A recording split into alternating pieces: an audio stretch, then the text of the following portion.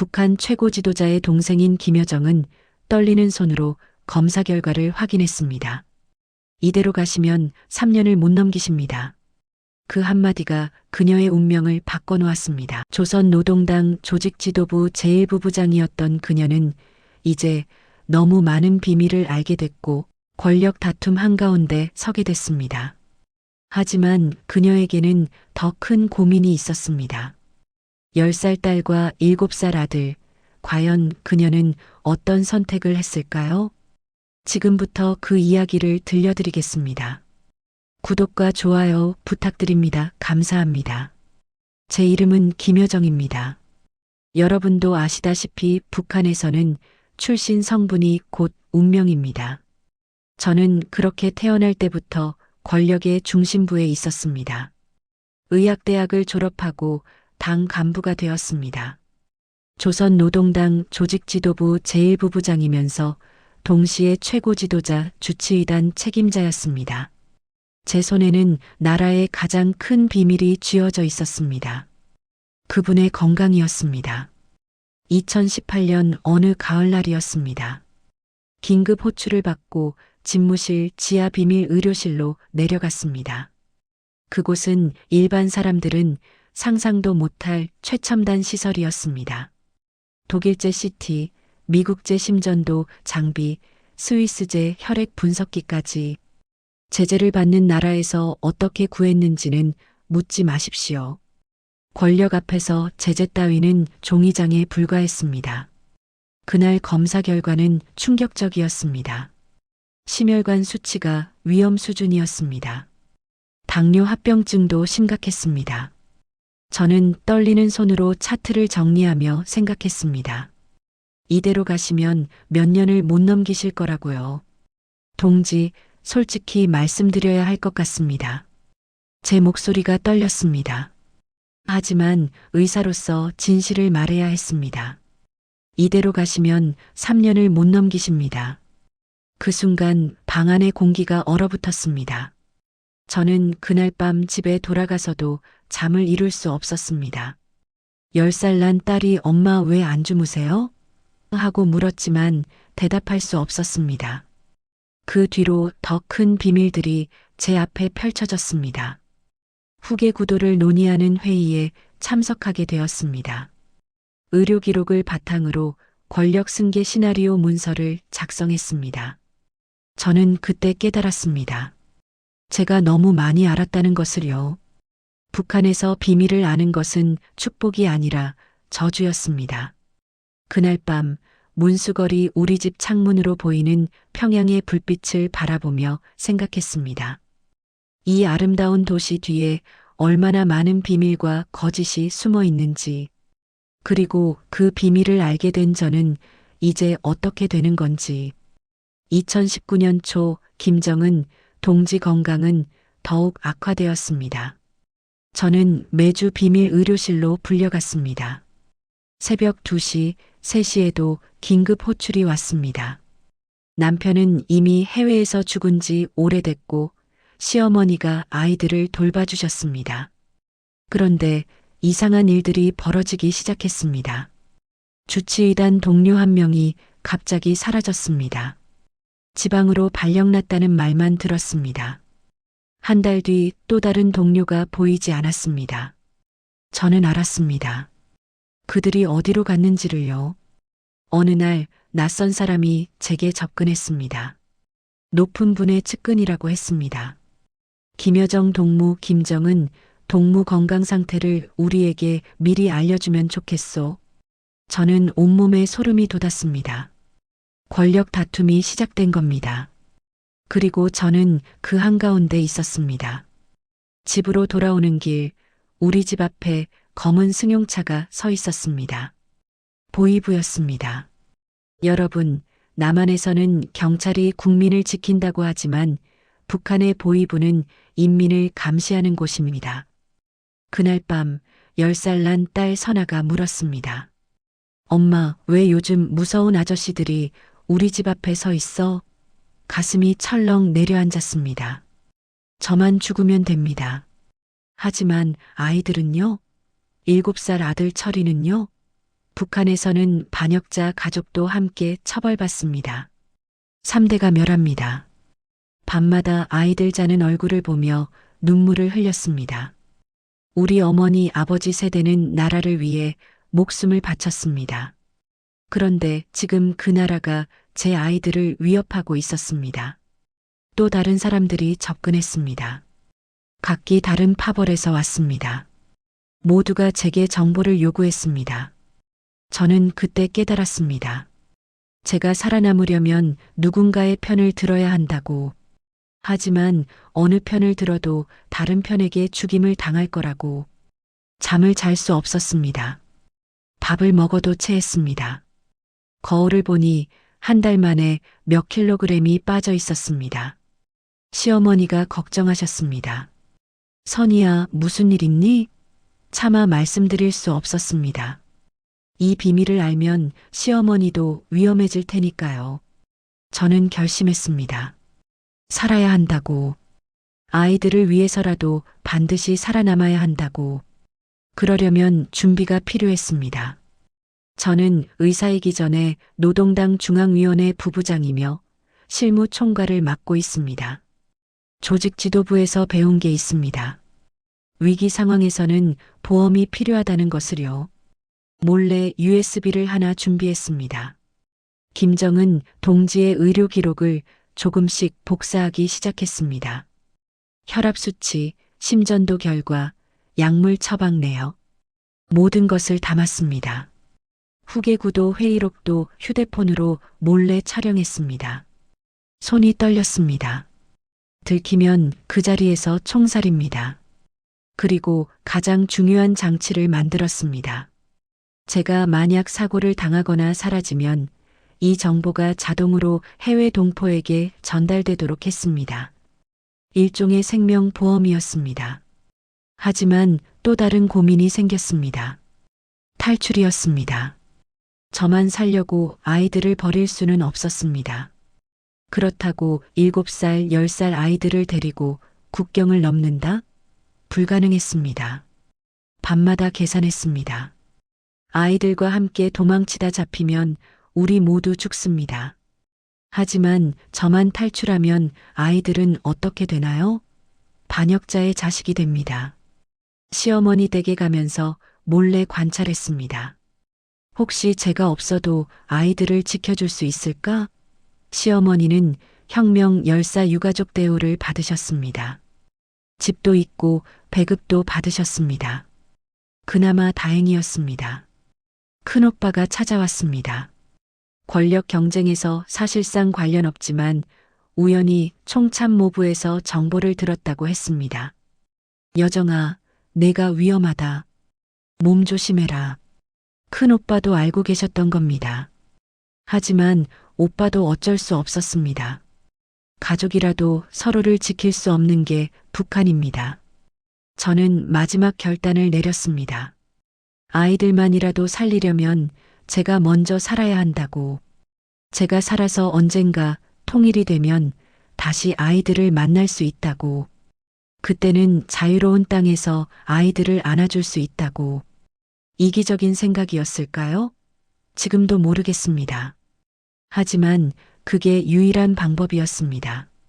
금수산 태양궁전에 다녀왔습니다. 아버지, 저 이제 반역자가 됩니다. 용서해 주세요. 평양 문수거리 우리 집을 마지막으로 둘러봤습니다. 아이들 방, 거실, 부엌. 여기서 함께 밥 먹고 웃던 기억들 모두 가슴에 담았습니다. 이제 준비가 끝났습니다. 다음은 실행뿐이었습니다. 2019년 9월 베이징 출장 기회가 왔습니다. 의료기기 구매 명목이었습니다. 저는 그 기회를 놓치지 않았습니다. 호텔 로비에서였습니다. 조선족처럼 보이는 사람이 다가왔습니다. 하지만 억양이 달랐습니다. 남한 사람이었습니다. 잠깐 이야기 좀 나눌 수 있을까요? 심장이 터질 것 같았습니다. 하지만 이미 준비한 일이었습니다. 차 안에서 만난 사람은 한국 국정원 직원이었습니다. 김여정 님이 가지고 계신 정보, 우리가 필요합니다. 저는 USB를 꺼냈습니다. 하지만 조건이 있었습니다. 저를 안전하게 대한민국으로 보내주세요. 그리고 목이 메었습니다. 제가 탈출에 성공하면 북에 남은 제 아이들 소재를 추적해 주세요. 언젠가 통일되면 다시 만날 수 있게. 상대방이 고개를 끄덕였습니다. 여러분, 남북이 총부리를 겨누는 상황에서도 이런 거래는 이루어집니다. 국가 대 국가의 비밀 협상이었습니다. 작전명은 새벽별이었습니다. 2020년 1월 제네바 WHO 회의를 이용하기로 했습니다. 북한 의료진 대표로 참석하게 해달라고 당에 요청했습니다. 다행히 승인됐습니다. 평양으로 돌아왔습니다. 이제 석 달이 남았습니다. 석 달 후면 저는 이 땅을 떠납니다. 아이들과 영원히 이별하게 됩니다. 매일 밤 아이들을 재우며 얼굴을 쓰다듬었습니다. 선아의 보조개, 철이의 웃음소리, 모두 가슴에 새겼습니다. 엄마, 왜 요즘 자꾸 우세요? 딸이 물었습니다. 저는 웃으며 대답했습니다. 아니야, 우리 선아가 너무 예뻐서 그래. 거짓말이었습니다. 앞으로 제 인생은 거짓말 투성이가 될 겁니다. 크리스마스가 다가왔습니다. 북한에서는 명절처럼 지냅니다. 저는 아이들에게 과자를 사줬습니다. 장마당에서 몰래 들여온 초코파이였습니다. 엄마, 이거 맛있어요. 철이가 웃으며 말했습니다. 저는 그 모습을 눈에 담았습니다. 마지막 크리스마스였습니다. 섣달금음 날 밤 아이들이 잠든 후 방에 들어가 마지막 편지를 썼습니다. 선아야, 철아. 엄마가 미안하다. 엄마는 너희를 버리는 게 아니야. 살리려는 거야. 언젠가 자유로운 세상에서 다시 만나자. 편지는 시어머니께 맡길 겁니다. 아이들이 커서 읽을 수 있을 때 새해가 밝았습니다. 2020년 제 인생에서 가장 무거운 해가 시작되었습니다. 2202년 1월 15일 인천공항에서 제네바행 비행기를 탔습니다. 북한 의료진 5명과 함께였습니다. 모두 보이부 감시원들이었습니다. 비행기 안에서 아래를 내려다봤습니다. 구름 사이로 보이는 땅, 저 아래 어딘가에 우리 아이들이 있습니다. 선아는 지금 학교에 갔을까요? 철이는 유치원에서 잘 지낼까요? 눈물이 났습니다. 옆자리 보이부원이 쳐다봤습니다. 얼른 화장실에 간다고 하고 자리를 떴습니다. 제네바에 도착했습니다. 스위스는 중립국입니다. 여러분도 아시다시피 남북한 모두 외교 공간이 있는 곳입니다. 저에게는 마지막 기회였습니다. 호텔방에 짐을 풀었습니다. 보이부원이 옆방에 있었습니다. 벽 하나를 사이에 두고 감시받는 삶. 익숙했지만 이제 끝낼 겁니다. 1월 16일 새벽 3시. 약속된 시간이었습니다. 한국정보원이 호텔 화재 경보기를 작동시키기로 했습니다. 알람이 울렸습니다. 복도가 소란스러워졌습니다. 사람들이 뛰쳐나왔습니다. 저도 가운을 걸치고 나갔습니다. 1층으로 대피하십시오. 혼란 속에서 저는 뒷문으로 빠져나갔습니다. 약속된 주차장으로 뛰었습니다. 검은 승용차가 기다리고 있었습니다. 뒤에서 소리가 들렸습니다.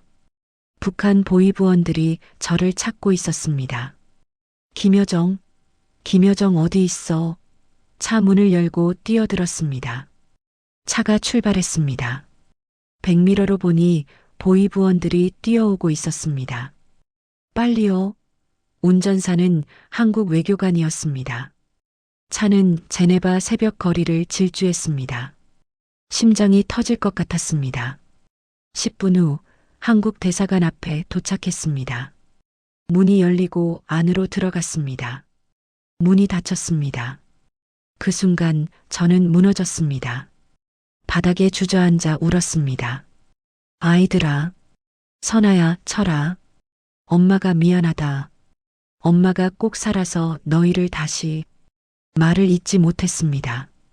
탈출은 성공했습니다. 하지만 가슴 한쪽이 찢어진 것 같았습니다. 대사관 직원이 담요를 덮어줬습니다. 이제 안전합니다. 대한민국이 보호하겠습니다. 안전. 그 단어가 이렇게 공허할 줄 몰랐습니다. 저는 안전해졌지만 제 아이들은요? 창밖을 봤습니다. 제네바 새벽 하늘이 밝아오고 있었습니다. 새로운 삶이 시작되는 겁니다. 하지만 제 심장 절반은 평양에 두고 왔습니다. 1월 17일 아침 전 세계 뉴스가 터졌습니다. 북한 김여정 스위스에서 망명 BBC, CNN, 로이터 모든 언론이 보도했습니다. 저는 한국 대사관 안전가옥에서 뉴스를 봤습니다. 제 얼굴이 나오고 온갖 추측의 내용들이 나오고 있었습니다. 하지만 북한은 이미 알고 있었습니다. 사흘 후 조선중앙통신이 발표했습니다. 반역자 김여정, 민족을 배신하고 도주가슴이 철렁 내려앉았습니다. 실명 공개. 이제 제 가족도 위험해졌습니다. 그리고 며칠 뒤 더 끔찍한 일이 벌어졌습니다. 북한 TV에서 특별 방송을 내보냈습니다. 화면에 우리 선아가 나왔습니다. 10살 딸아이가 카메라 앞에 앉아 있었습니다. 나의 어머니 김여정 나쁜 사람입니다. 조국을 배신했습니다. 저는 그런 어머니를 용서할 수 없습니다. 딸의 목소리가 떨리고 있었습니다. 눈빛이 겁에 질려 있었습니다. 대본을 읽는 게 분명했습니다. 저는 TV 화면을 붙잡고 울부짖었습니다. 선아야, 엄마가 미안하다. 선아야. 한국 정보원 직원이 저를 진정시켰습니다. 하지만 진정할 수 없었습니다. 10살짜리 아이를 TV에 내보내 어머니를 비난하게 만드는 나라. 그게 북한입니다. 며칠 후 또 다른 정보가 들어왔습니다. 아이들이 할머니, 그러니까 시어머니 댁으로 강제 이송됐다고 합니다. 평양 만수대구역이었습니다. 아동 2명, 평양 만수대구역 거주 확인했습니다. 국정원 직원이 말했습니다. 그나마 죽이지는 않았습니다. 시어머니가 혁명 열사 유가족이라 그런 건지 아니면 저를 압박하려고 살려둔 건지 알 수 없었습니다. 밤마다 악몽을 꿨습니다. 선아가 추운 방에서 떨고 있는 꿈. 철이가 엄마를 부르며 우는 꿈. 잠에서 깨면 베개가 눈물로 젖어 있었습니다. 여러분, 6.25 때 헤어진 이산 가족들 아시죠? 할아버지 할머니들이 눈물로 지새우던 그 심정. 이제 저도 압니다. 살아있지만 만날 수 없는 가족. 같은 하늘 아래 있지만 닿을 수 없는 사람들. 대사관 창밖으로 제네바 거리를 내려다봤습니다. 자유로운 사람들이 걸어다니고 있었습니다. 하지만 저는 자유롭지 않았습니다. 제 마음은 아직도 평양 만수대구역 어느 집에 갇혀 있었습니다. 선생님, 서울로 가실 준비 되셨습니까? 직원이 물었습니다. 저는 고개를 끄덕였습니다. 이제 진짜 싸움이 시작됩니다. 진실을 세상에 알리는 일. 2020년 2월 서울 프레스센터. 전 세계에서 300명 넘는 기자가 모였습니다. 저는 단상에 올라갔습니다. 심장이 터질 것 같았습니다. 플래시가 터졌습니다. 카메라 셔터 소리가 귀를 먹먹하게 했습니다. 저는 준비한 서류를 펼쳤습니다. 김여정입니다. 조선노동당 조직지도부 제1부부장이었고 최고 지도자 주치의단 책임자였습니다. 숨을 고르고 계속했습니다. 오늘 여러분께 북한 권력 핵심부의 진실을 말씀드리겠습니다. 첫 번째 폭로. 최고 지도자의 건강 상태였습니다. 심혈관 질환과 당뇨 합병증으로 예상 수명은 2년에서 3년입니다. 기자들이 웅성거렸습니다. 펜이 종이 위를 미끄러졌습니다. 두 번째 폭로. 후계 구도였습니다. 권력 승계를 위한 세 가지 시나리오가 준비되어 있습니다. 하나하나 설명했습니다. 기자들의 눈빛이 반짝였습니다. 세 번째 폭로, 해외 비자금이었습니다. 스위스, 싱가포르, 룩셈부르크에 150억 달러 규모의 비밀 계좌가 있습니다. 우리 돈으로 17조 원이 넘습니다. 북한 주민들이 굶어 죽을 때 권력자들은 해외에 돈을 숨겨놓았습니다. 질의응답 시간이 왔습니다. 한 기자가 손을 들었습니다. 선생님, 가장 어려운 질문을 드리겠습니다. 자녀는 어떻게 하셨습니까? 방안이 조용해졌습니다. 저는 눈을 감았습니다. 이 질문을 기다렸습니다.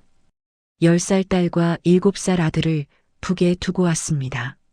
카메라 플래시가 더 세게 터졌습니다. 저는 나쁜 엄마입니다. 목이 메었습니다. 하지만 이 진실은 세상이 알아야 합니다. 북한 주민 2,500만 명이 겪는 고통을 세상이 알아야 합니다.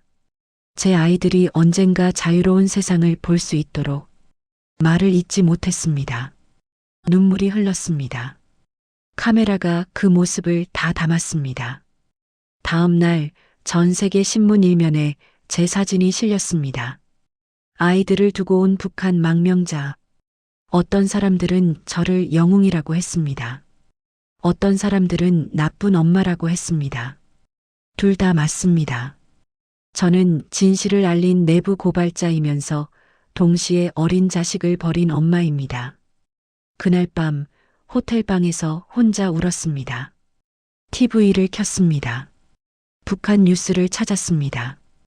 혹시 아이들 소식이 나올까 해서요. 나오지 않았습니다. 하지만 저는 알고 있었습니다. 우리 선아와 철이가 지금 평양 어딘가에서 엄마 없이 밤을 보내고 있다는 것을요. 아이들아, 엄마가 미안하다. 엄마가 꼭 살아서 너희를 다시 만날게. 창밖 서울 야경이 눈부셨습니다. 자유의 불빛이었습니다. 하지만 제 마음은 어두웠습니다. 2025년 현재 저는 서울 어느 아파트에 살고 있습니다. 새 이름으로 살아갑니다. 24시간 경호를 받습니다. 북한의 암살 위협 때문입니다. 창문 밖을 보면 자유로운 세상입니다. 사람들이 마음대로 걸어 다니고 원하는 말을 하고 밤늦게까지 불을 켭니다. 북한에서는 상상도 못할 풍경입니다. 마트에 갑니다. 물건이 넘쳐납니다. 과자 코너를 지나다 멈춥니다. 초코파이가 보입니다. 선아가 좋아하던 거예요. 손이 떨립니다. 옆에 사과도 있습니다. 철이가 좋아하던 거예요. 빨간 사과를 보면 철이 웃는 얼굴이 떠오릅니다. 아줌마 괜찮으세요? 점원이 물어봅니다. 저는 얼른 고개를 끄덕이고 그 자리를 벗어납니다. 장바구니에 과자랑 사과를 담았지만 집에 가서 먹지 못합니다. 차마 먹을 수가 없습니다. 매일 밤 악몽을 꿉니다. 선아가 나옵니다. 엄마, 왜 나 버리고 갔어? 철이도 나옵니다. 엄마 나쁜 사람이야? 잠에서 깹니다. 온몸이 땀으로 젖어 있습니다. 베개를 끌어안고 웁니다. 인터넷으로 북한 소식을 찾아봅니다. 혹시 아이들 이야기가 나올까 해서요. 평양 만수대구요. 거기 어딘가에 우리 아이들이 있습니다. 한국에 먼저 온 탈북자 선배를 만났습니다. 60대 할머니셨습니다. 선생님도 가족 두고 오셨어요? 여쭤봤습니다. 할머니가 고개를 끄덕이셨습니다. 아들 하나, 딸 하나. 벌써 20년 됐네요. 할머니 눈에 눈물이 고였습니다. 6.25 때 헤어진 우리 부모님처럼 우리도 아이들과 이렇게 헤어져 사는 거예요. 그 말에 가슴이 무너졌습니다. 여러분, 우리 할아버지 할머니 세대가 겪은 그 아픔을 지금 우리 세대도 겪고 있습니다. 어느 날 통일 관련 세미나에 갔습니다. 전문가들이 말합니다. 통일은 먼 미래의 일입니다. 저는 손을 들었습니다. 통일이 되면 제일 먼저 가고 싶은 곳이 있습니다. 평양 만수대구요. 우리 집이 있던 곳입니다. 아이들을 안아주고 싶습니다. 목이 메었습니다. 우리 세대의 통일을 꼭 봤으면 좋겠습니다. 제 아이들이 아직 젊을 때 다시 만나고 싶습니다. 자유는 달콤합니다. 하지만 대가가 있었습니다. 제 자식과의 영원한 이별이었습니다. 창밖을 봅니다. 서울 하늘이 맑습니다. 같은 하늘 아래 평양도 있을 겁니다. 선아와 철이도 이 하늘을 보고 있을까요? 딸아, 아들아. 엄마가 너무 보고 싶구나. 엄마는 매일 너희를 생각한단다. 언젠가 꼭 다시 만나자. 자유로운 세상에서 제 이야기는 아직 끝나지 않았습니다. 통일이 되는 그날까지, 아이들을 다시 안는 그날까지 저는 여기서 기다릴 겁니다. 그게 제가 선택한 자유의 대가입니다.